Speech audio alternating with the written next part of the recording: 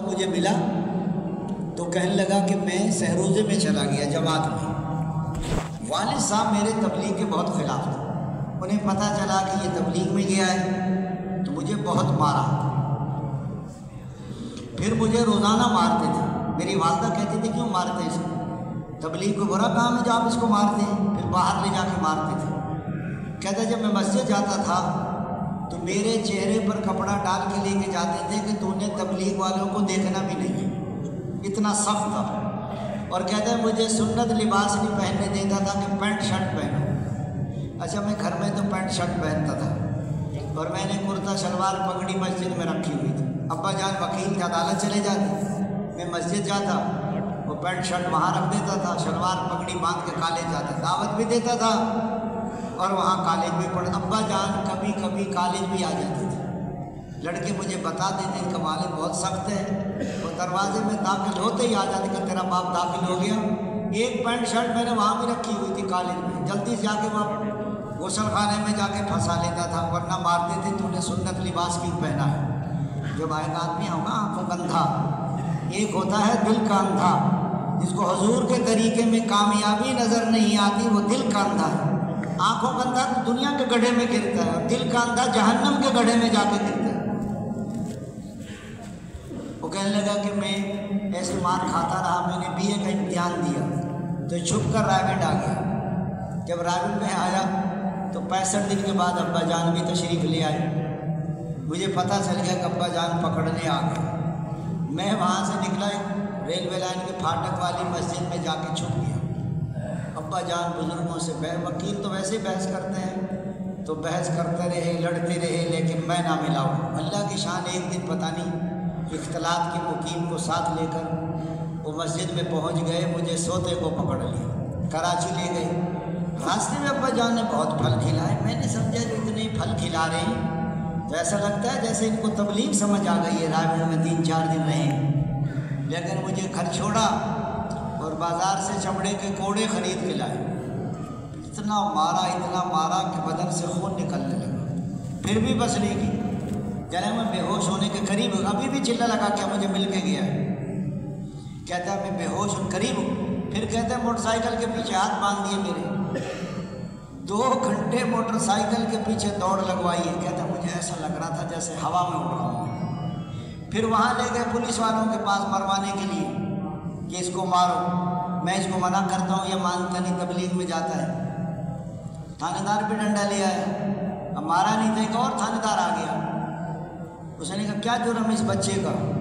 اس نے کہا یہ وکیل صاحب ان کا بیٹا ہے، یہ تبلیغ میں جاتا ہے اور یہ مانتا نہیں ہے، تو یہ لے کر آئیں کو مارو کہ تبلیغ میں نہ جائے یہ۔ وہ تھانے دار کہنے لگا وکیل صاحب آپ جائیں اپنی عدالت میں، وہاں اپنا کام کریں، ہم سنبھالیں گے اس مقدمے کو۔ اس تھانے دار نے کہا وکیل دوسرے تھانے دار سے، اسے کہ اس والد کو تو عقل نہیں ہے، یہ تو نبیوں والا کام ہے، میں نے خود 10 دن لگائے ہوئے تبلیغ میں۔ اس نے کہا اس کو کچھ نہیں کہنا، تو پھر کیا کریں؟ مجھے جتنے چور ڈاکو پھر رہے ہیں نا تھانے میں، ان کو بھی جمع کرو یہ حوالات میں جو ہے، اور یہ جو پولیس والے پھر ان میں سے بیان کراؤ۔ عثمان کہنے لگا میں نے جو بیان کیا نا، سب پولیس والے بھی رو رہے تھے، چور بھی سارے رو رہے تھے، لیکن تبلیغ کا کام نہیں چھوڑا اس نے۔ پھر میں نے ایک دفعہ ملا، میں نے کہا اب کیا حال ہے تیرے والد کا؟ اس نے کہا اب تو اتنے پریشان ہیں کہ مجھے اسٹیشن چھوڑ کے گئے، بیٹا میرے لیے بھی دعا کرنا۔ پھر اس کے بعد بیمار ہو گئے 1 سال، میں نے اور میری بیوی نے بہت خدمت کی، روتے تھے کہ بیٹا میں نے تیرے ساتھ بہت ظلم کیا ہے، مجھے پتہ نہیں تھا کہ تبلیغ اتنا اچھا کام، باقی بچے قریب ہی نہیں آتے تھے اس کے۔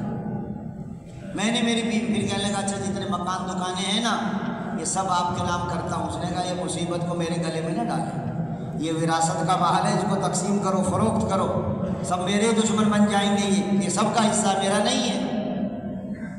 تو دوستو بزرگوں بھائیوں آج بتاؤ، اس نے کہا کہ مجھے معافی مانگ کے مرا میرا باپ۔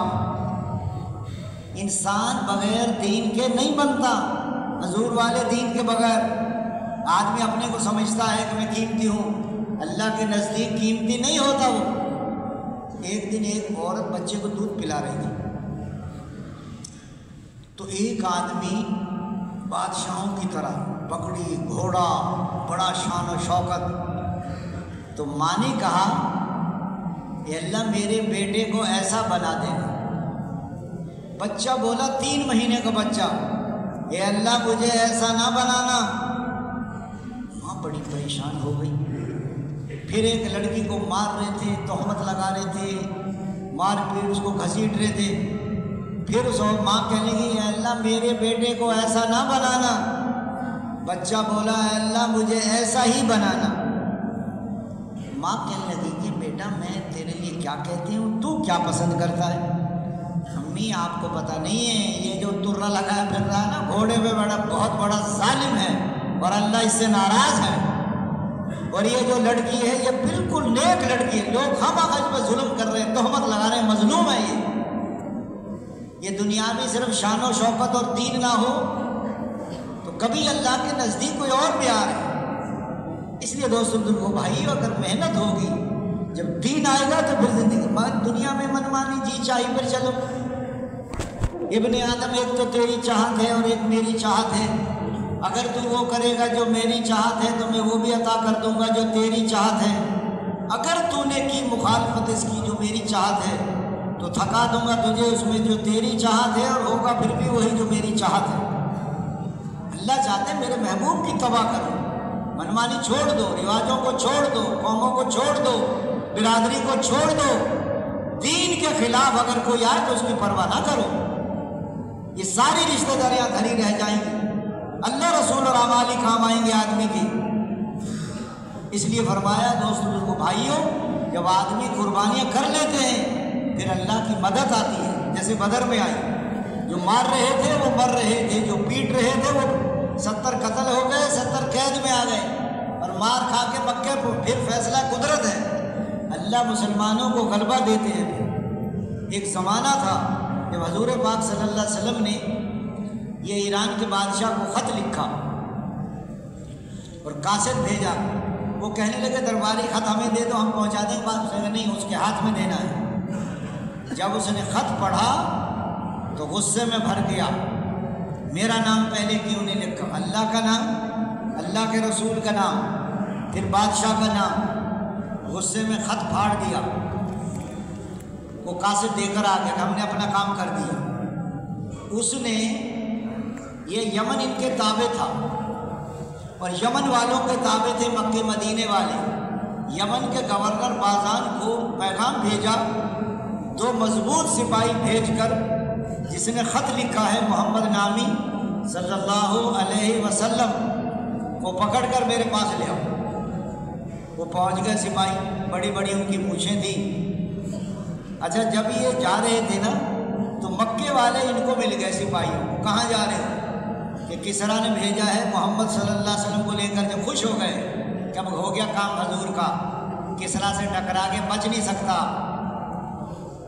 تو وہ جب وہاں انہوں نے دیکھا بڑی بڑی مونچھیں رکھی ہوئی، انہوں نے کہا تمہیں مونچھیں بڑھانے کا حکم کس نے دیا ہے؟ ہمارے بادشاہ کسریٰ نے، کہ میرے رب نے حکم دیا مونچھیں کٹاؤ اور داڑھی بڑھاؤ۔ لیکن ہم آپ تو لینے آئے، حضور نے فرمایا صبح جواب دوں گا میں۔ صبح آئے، حضور نے فرمایا تمہارا بادشاہ قتل ہو گیا، جاؤ۔ اس کا بیٹا شیروان باپ پر مسلط ہوا، بیٹے نے باپ کو قتل کیا، بادشاہ پر قبضہ کیا، اس لیے قتل کیا تھا کہ وہ شریف لوگوں کو قتل کراتا تھا۔ فوراً آرڈر بھیجا بازان کو، کہو سپاہیوں کو واپس بلائیں، حضرت محمد صلی اللہ علیہ وسلم کو پکڑ کر نہ لائیں۔ حضور نے اسی وقت بد دعا کی تھی اس کے لیے، اس نے ہمارا خط پھاڑا ہے، اللہ اس کے ملک کے ٹکڑے ٹکڑے کرے گا اسے۔ اللہ کے نبی سے کون ٹکرا سکتا ہے؟ اس لیے دوستوں بزرگوں بھائیوں، اور اس کو خط لکھا قیصر کو جو روم کا بڑا تھا، وہ بڑا نرم دل تھا۔ جب پیغام کیا، بھتیجا بیٹھا تھا اس کا، خط نہیں پڑھا جائے گا، قیصر نے کہا پڑھا جائے گا۔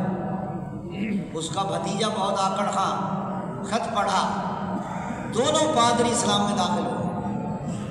ایک پادری 1 ہفتہ نہیں نکلا، اتوار کو نکلا، لوگوں نے شہید کر دیا۔ بڑے پادری نے